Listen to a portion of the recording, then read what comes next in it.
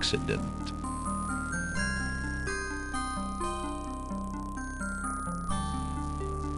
The princess has proven infuriatingly stubborn, as you know. She's becoming quite a dangerous little thorn in my side. In a way, it is a shame I have to kill her. She is lovely and would be amusing to keep around, but I can't risk her talking treason to one of the guards. So far, I've managed to keep her locked away, but I can't continue that forever. Well, on to it now. I'd send her to you, but as you know, I had no luck in doing so with Mordak. I close in triumph. King Abdul Alhazred. I think it's about time to see if Shamir has taken care of the wench as I asked. It's almost time for the wedding.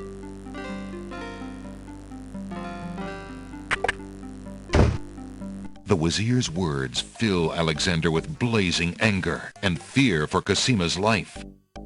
That blackguard! That murderous swine! He'll not have his way if I have anything to say about it.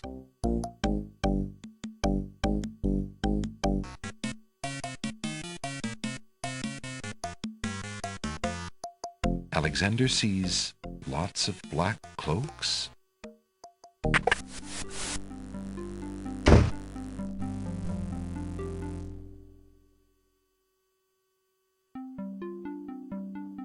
Alexander opens the ebony box and looks inside. Alexander can read the piece of paper without taking it. Inside the ebony box is a piece of paper with the word Zebu printed on it. A storage trunk.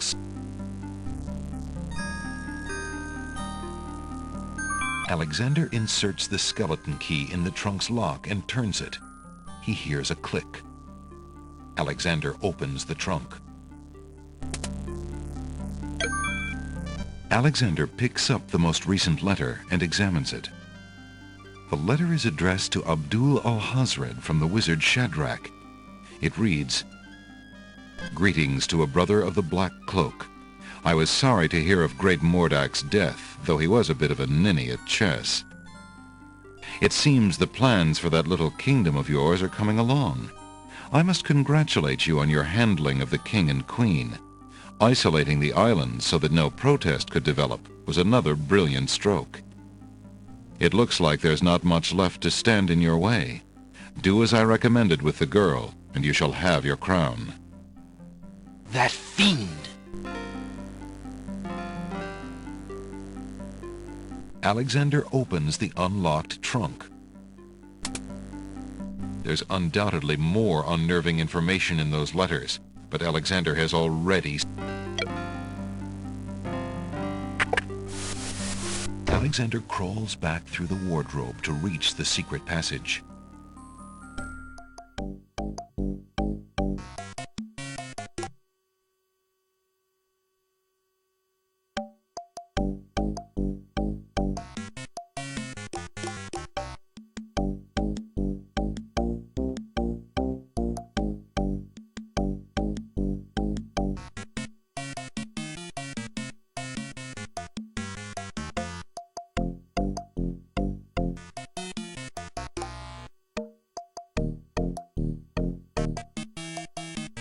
Alexander feels his pocket.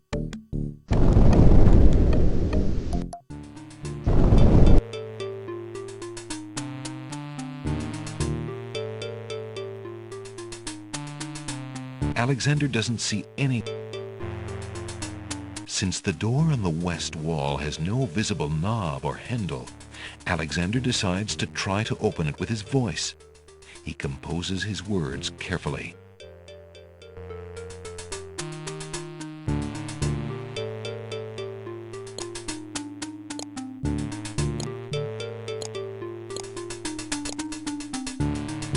Listen, door.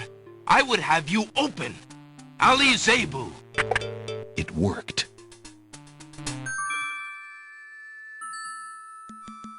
Alexander pulls the drapery aside, curious as to what might lie underneath.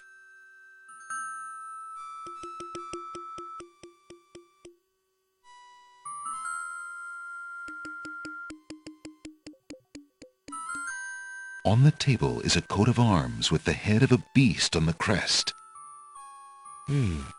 Beast said that his coat of arms was stolen by the Druids. This must be it. On the table is a fleece made of gold. That fleece must belong to the Winged Ones, and they thought the Isle of Wonder had taken it. On the table is a strange-looking stone that's giving off an odd, high-pitched noise. That must be the Isle of Wonder's singing stone. Didn't the queens think that the beast had stolen it?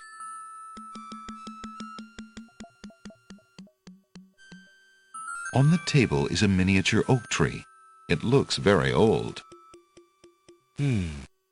That must be the sacred miniature oak that the Druids thought the Winged Ones stole. As Alexander looks at the objects on the table, he realizes the depth of the Wazir's cunning. It must have been the Wazir or an accomplice who stole that one thing most precious to each island, and then leaked rumors that one of the other islands was responsible. What did the Wazir have to gain by causing the islands to hate one another?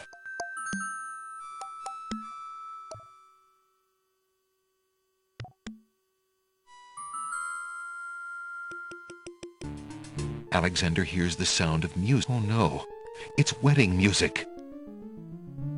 Alexander hears a door of the North Hall open. Then Alexander hears the sound of a guard's footsteps coming from the north. Wait, there are more footsteps approaching from the west. Now what?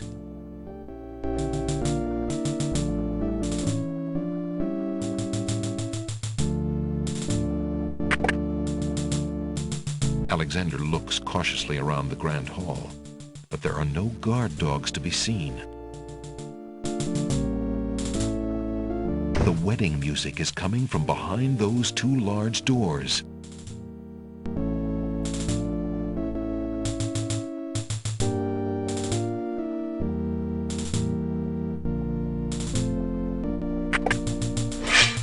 Prince Alexander, here. The Wazir will have my head for allowing you within a mile of the royal wedding. Since you are of noble birth, I will give you 5 seconds to explain your presence here before killing you. I warn you, it had better be good. Wait. If you love your princess, you'll hear me out. The Wazir is not what he appears to be. Cassima is in terrible danger. I have proof that this is so. For your princess's sake, you must believe me. Let me see that. Saladin reads the letter, his sword point still against Alexander's throat. Alexander watches the guard dog's noble face darken with rage. This is treason. I'll have his throat. But how do I know this letter is not a forgery? You could have written this yourself. But I did not. Have you no doubts of your own about Alhazred? Don't you see? All he wants is the crown. Cassima is being coerced. We must stop the wedding. It is true. I have had my suspicions about the Wazir, especially when King Califim and Queen Alaria died. But I have seen Cassima with him several times. She appears to be quite happy, even enthusiastic. I don't believe she could love him if he truly were so wicked.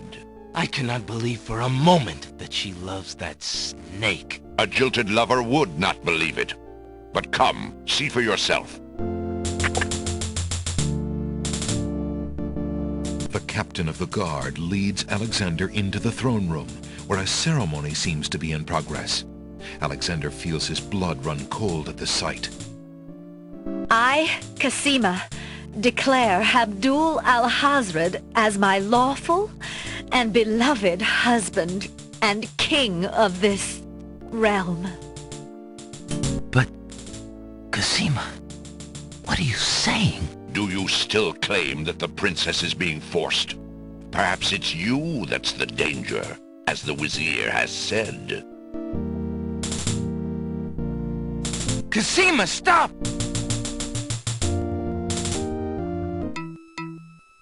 Prince Alexander here? This is an outrage! How dare you allow this traitor to get past you, Saladin? You stupid mutt! Can't you even keep the castle free of assassins during your own princess's wedding? Kill him! Kill him now! Lord Alhazred, with all due respect, you are not quite king yet. And this is a wedding ceremony, not an execution. What? How dare you contradict me, you flea-bitten mongrel! I gave a direct order. Obey me, or feel my wrath. Milady, I apologize for my behavior, but I am yours to command in all things. I wanted merely to hear your own wishes from your own lips. Tell me what it is that you wish me to do with this young man, and I will obey.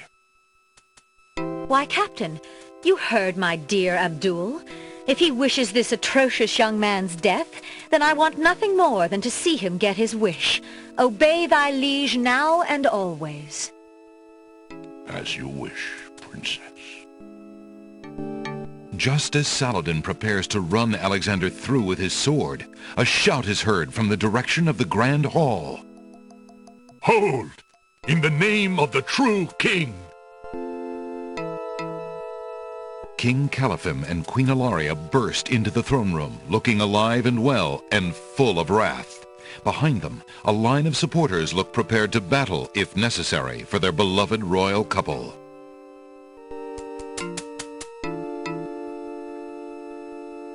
Cosima, darling, are you all right? Has he hurt you? Hands off of her, you murderous goat! If I want your advice, I'll ask for it, Mother. But, Caliphim, that's not Cosima. I'd know my daughter anywhere. What have you done with our daughter, you devil? The lovely image of Cosima suddenly bursts into smoke and is replaced by the Wazir's genie. Why, you conniving serpent! Get him, guards! Saladin, your sword! Drat it all! You may have ruined my plans, but you won't get me, or your precious Cosima. Get them, Shamir! I command you! He's getting away! Stop him! Yes, sire, as soon as I deal with this genie.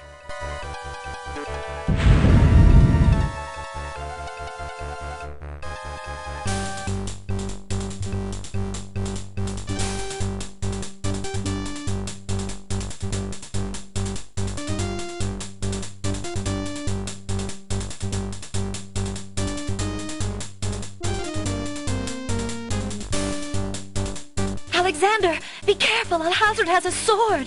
Shut up, wench! Shamir Shamazel! Get in here! Here I am, master. It's a bu- Well, there were the guard dogs, master, and then... Never mind! Just kill him! Kill him now!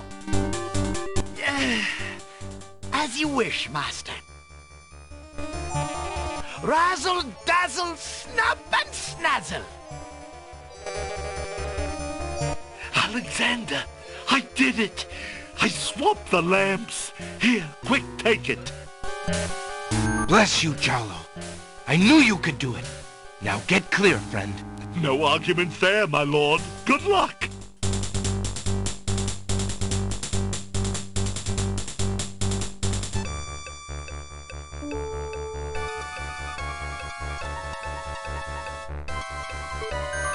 Shamir Shamazel, hold your spells. I am your master now. I order you to go back into your lamp. How did you get my lamp? You thief! You've ruined me! My lamp! Oh, thank Valhalla! I hated working for that loathsome creature. I already feel his nastiness leaving me. How I've longed for a master like you.